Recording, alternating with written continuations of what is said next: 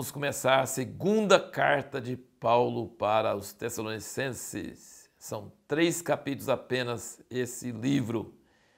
Você já deve ter lido, está seguindo essa tabela da leitura bíblica em um ano, sempre lendo primeiro as passagens e depois assistindo o vídeo e juntando o que você está pensando com o que eu estou comentando e o que o Espírito Santo está falando em seu coração, e assim nós estamos meditando, mastigando, comendo a palavra do Senhor. Essa igreja em Tessalônica, Paulo escreveu uma carta e agora está escrevendo uma outra carta. Na primeira carta ele estava preocupado com as provações muito fortes, a perseguição, a tribulação, e pensando, será que eles vão aguentar? Será que eles vão continuar na fé? Será que eles não vão desanimar? E ficou muito animado quando recebeu notícia que eles estavam continuando firmes. Aqui nesta carta já não está preocupado com isto, em primeiro lugar. Aqui ele está preocupado principalmente com falsos obreiros que estavam vagando pela igreja, ensinando outras coisas, e falsas doutrinas, né? E falsas práticas, pessoas que não estavam trabalhando, falando que Jesus vai voltar logo, a qualquer momento, então não precisa nem trabalhar mais. Então, uma série de coisas que estava acontecendo. Então ele tem uma carta curta, mas uma carta importante para trazer equilíbrio para essa igreja. E eu acho muito interessante, é claro que a gente faz comentários, mas não é só sobre essa carta de 2 Tessalonicenses, mas a gente faz comentários também sobre o estilo de Paulo, sobre a sua postura, sobre vários assuntos. E ele aqui, uma coisa que eu quero ressaltar aqui, que ele reivindica a autoridade apostólica para si, sem nenhuma falsa modéstia, exigindo que as igrejas atendessem suas palavras, seguissem seu exemplo e retivessem sem mistura seus ensinos e doutrinas. Ele fala, né, você já deve ter percebido em todas as outras cartas, ele fala que segue o exemplo que você vê em mim, sede meus imitadores, como eu sou de Cristo. Segue o exemplo daqueles que andam comigo. Ele tinha uma equipe grande, ele tinha pessoas que andavam com ele. Ele fala assim, segue o nosso exemplo, nós estamos modelando para você como deve ser a vida de um cristão. Então siga o nosso exemplo, nos imite. Não mude o evangelho que eu preguei para vocês. Não acrescente. Não acredite nessas pessoas que vêm falar outras coisas e vêm diferente do que eu tenho ensinado.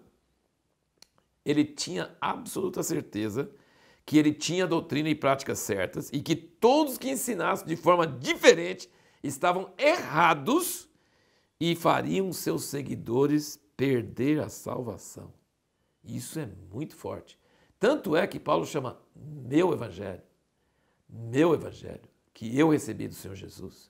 Ele tinha certeza, tanta certeza que, como nós vimos nos Gálatas, ele falou, se alguém pregar outra coisa, um anjo do céu, ou nós mesmos, que seja amaldiçoado, que seja anátema. Então vamos ver só alguns versículos onde ele reforça isso.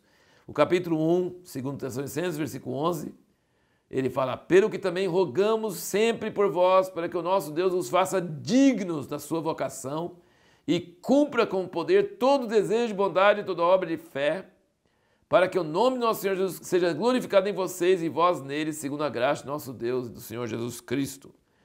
2, versículo 1. Ora, quanto à vinda de nosso Senhor Jesus Cristo e a nossa reunião com Ele, rogamos os irmãos que não vos movais facilmente do vosso modo de pensar, nem vos perturbeis, quer por espírito, o que é espírito? Que ele fala assim, quer por espírito, alguém profetizando, certo?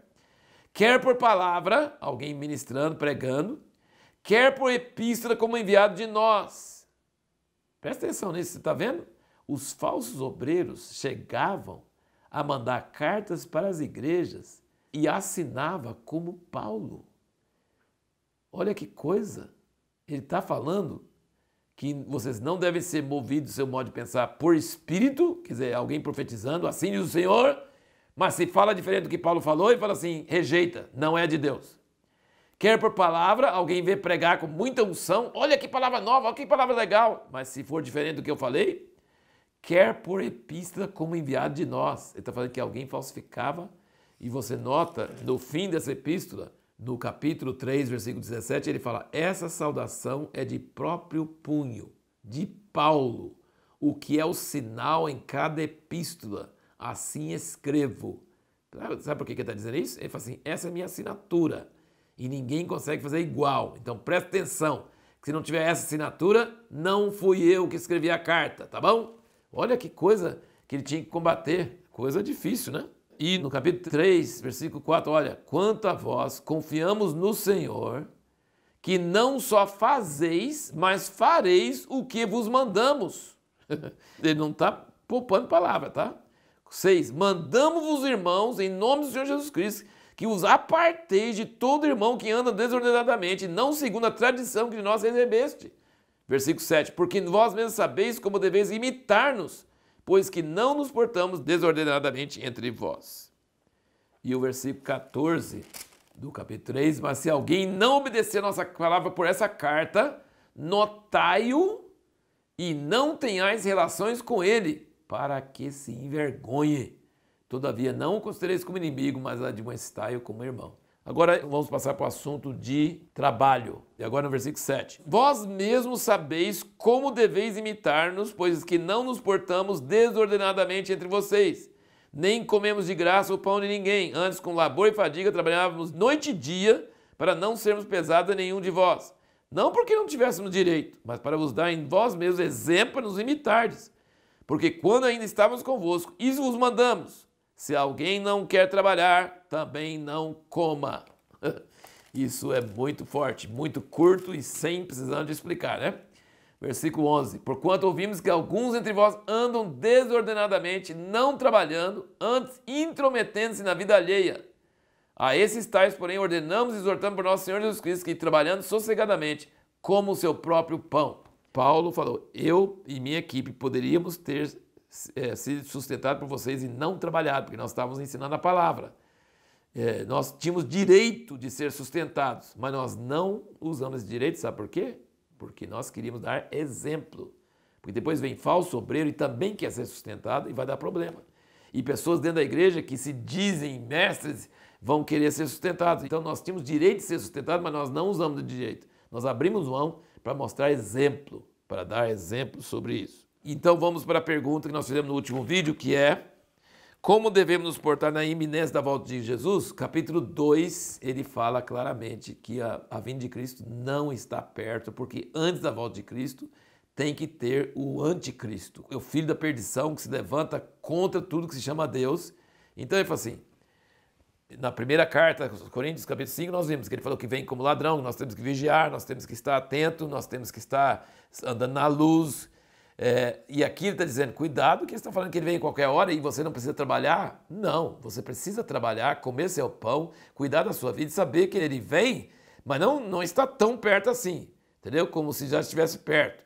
Mas vai ter essas coisas do anticristo primeiro e várias outras coisas. Então, como nós devemos nos portar na iminência da volta de Cristo? Nós devemos cuidar dos nossos conservos, nós devemos cuidar das nossas famílias, nós devemos trabalhar para o nosso pão, nós devemos estar vigiando e orando e atento, porque pode vir uma hora que nós não estamos esperando, mas nós não devemos largar as coisas e ficar pensando, não, volta logo, então não adianta, e não vou criar meus filhos, e não vou preparar meus filhos para o mercado de trabalho, e não vou fazer isso, não, nós devemos andar cuidando das coisas direitinho, mesmo sabendo que Jesus pode voltar a qualquer momento. É assim que nós devemos nos portar na iminência da volta de Cristo. E a última coisa que eu quero dizer aqui, que é o seguinte, ele fala no fim do capítulo 2, olha que coisa que assusta a gente, olha, ele fala, versículo 9, a esse Nico, cuja vinda é segundo a eficácia de Satanás, com todo o poder e sinais e prodígios de mentira. Significa que o anticristo e os comparsas dele vão ter poder para fazer milagres. Satanás vai dar poder e sinais e prodígios de mentira, com todo o engano e injustiça para os que perecem, porque não receberam o amor da verdade para serem salvos. E por isso Deus lhes envia a operação do erro para que creiam na mentira. Então olha aqui, ó, Satanás vai dar sinais e prodígios de mentira e Deus vai enviar a operação do erro. Então não tem jeito, se Satanás e Deus estão querendo enganar as pessoas, elas vão ser enganadas, sabe? Isso vai acontecer nos últimos dias.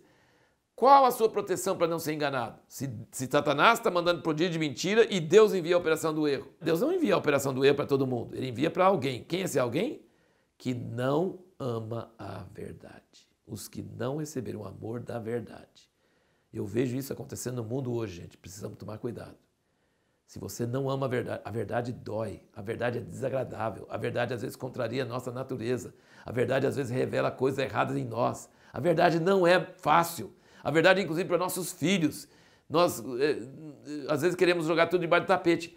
A verdade dói, mas quem ama a verdade não será enganado. Quem não ama a verdade vai ser enganado, está sendo enganado, e o diabo se certifica disso, e o próprio Deus também manda a operação do erro, e a pessoa que não ama a verdade vai ser enganada. Então esse é o alerta para nós nos últimos dias. A pergunta para o próximo vídeo é: o que uma boa consciência tem a ver com a fé?